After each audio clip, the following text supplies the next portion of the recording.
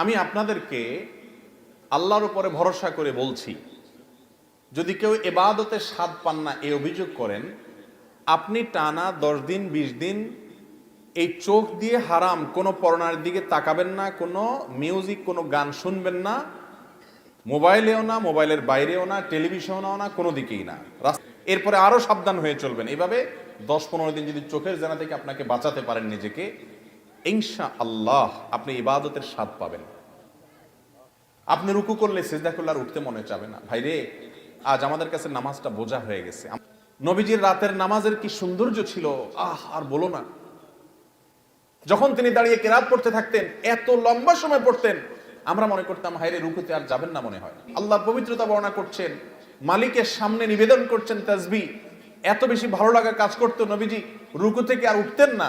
আমাদের আয়েশা বলেন, মনে হতো তিনি আর উঠবেন না, মাথা তুলবেন না। ভয় হতো যে হায়রে এত সময় ধরে তিনি রুকুতে আছেন, কষ্ট হয়ে যাচ্ছে, মাথাটা কেন তুলছেন না। এরপর যখন মাথা তুলতেন, এত সময় ধরে দাঁড়িয়ে আল্লাহর প্রশংসা করতেন, হামদান কাসীরান তাইয়িবান মুবারাকান ফি রব্বানা ওয়ালাকাল হামদ।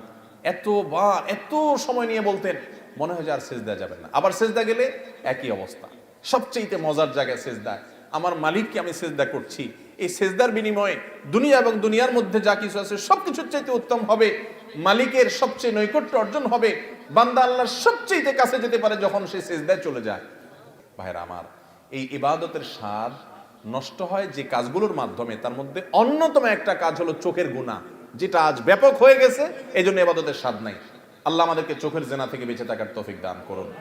চোখের জেনা থেকে বাঁচা, সকল গুনাহ থেকে বাঁচার চেষ্টাটা করতে থাকা, আর বিশেষভাবে আমি যা খাবো উপার্জন করব এটা যেন হারাম না হয়, এই দিকটা চেষ্টা করা।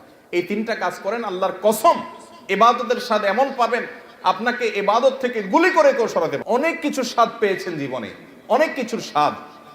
ভাই, ভালো খাবারের স্বাদ পেয়েছেন, জেনা হারাম রিলেশন সম্পর্কের মধ্যে স্বাদ পেয়েছেন, ফেসবুকে ইউটিউবে আজেবাজে জিনিস দেখে স্বাদ পেয়েছেন, হালাল হারাম বিভিন্নভাবে বিভিন্ন স্বাদ পেয়েছেন। একটু পরীক্ষা করে কিছুকালের জন্য মাটি হয়ে দেখেন, একটু কিছুকালের জন্য হারাম ত্যাগ করে দেখেন, ইবাদতের স্বাদ যদি একবার পান, দেখবেন যে এর চাইতে স্বাদের আর কিছু নেই। শাহ ওলিউল্লাহ মুহাদ্দিস দেহলভী রাহিমাহুল্লাহ, তার ব্যাপারে একটি ঘটনা বর্ণিত আছে যে তিনি বলতেন, তিনি দিল্লির শাহী মসজিদের ওখানে দাঁড়িয়ে বলতেন, আল্লাহ এমন এক দিল দিয়েছেন আমাকে, এই অন্তরের চতুর্পাশ দিয়ে বড় বড় রাজা বাদশাদের রাজত্ব, এগুলো ঘুরঘুর করে ঘুরতে থাকে, কিন্তু ভেতরে ঢোকার চান্স পায় না। এর মানে বুঝছেন? মনে করেন একজন আপনার বাড়ির পাশে 2 নম্বর টাকা দিয়ে আঙ্গুল ফুলে কলা গাছ হয়ে গেছে, আছে না না এরকম?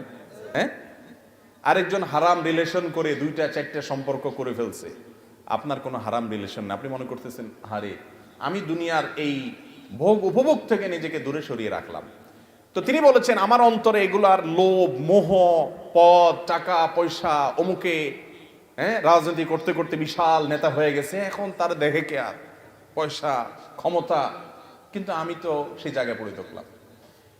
মনের মধ্যে এগুলো ঢুকতে চেষ্টা করে, এগুলার বড়ত্ব মনের ভিতরে ঢুকলে তখন আস্তে আস্তে সেগুলো করতে মনে চায়। তো তিনি বলেছেন, এগুলো সব আমার মনের চতুর্পাশ দিয়ে ঢুকে, কিন্তু ঢুকতে পারে না, কারণ ও দুনিয়ার রাজা বাদশারা, ও আমি যে অন্তর রাখি, এই অন্তরে আল্লাহর ইবাদত করে যেই পরিমাণ নিজেকে ধনী মনে হয়, তোমাদের কাছে যত কিছু আছে এগুলো সব আমার কাছে তুচ্ছ মনে হয়, এগুলোর কোনো মূল্য আমার কাছে নাই, তোমরা এগুলোকে অনেক বড় কিছু মনে করতে পারো।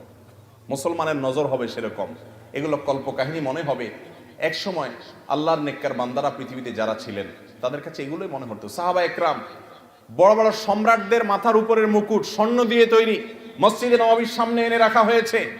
ইবাদতের স্বাদ পাওয়ার আগে, ইসলাম গ্রহণ করার আগে, যারা একটু ওটের পানি পান করানোকে কেন্দ্র করে শতাব্দীকে শতাব্দী যুগ যুগ ধরে যুদ্ধ করে বেড়াতো, তুচ্ছ জিনিসের জন্য লড়াই করত, সেই মানুষগুলো ওই মুকুটকে, সম্রাটের সেই সোনাখচিত মুকুটকে পাও দিয়া উষ্ঠা মারে লাথি মারতে মারতে চলে যায়। এগুলো তাদের অন্তরে প্রবেশ করতে পারে না, এগুলো তাদেরকে কোনো অবস্থাতে দুর্বল করতে পারে না। ও ভাই, ইবাদতের স্বাদ যদি একবার পেয়ে যান, আল্লাহর কসম পৃথিবীর সব কিছু আপনার কাছে তুচ্ছ হবে, সৎ, সততা, নীতি, আদর্শ আপনার কাছে বড় হবে। আল্লাহ আমাদেরকে ইবাদতের স্বাদ পাওয়ার তৌফিক দান করুন। তাহলে 3 কাজ করতে হবে: চোখের জেনা থেকে বাঁচতে হবে, সকল গুনাহ থেকে বাঁচার বিশেষ চেষ্টা থাকতে হবে, আর হারাম খানা থেকে বাঁচার চেষ্টা করতে হবে।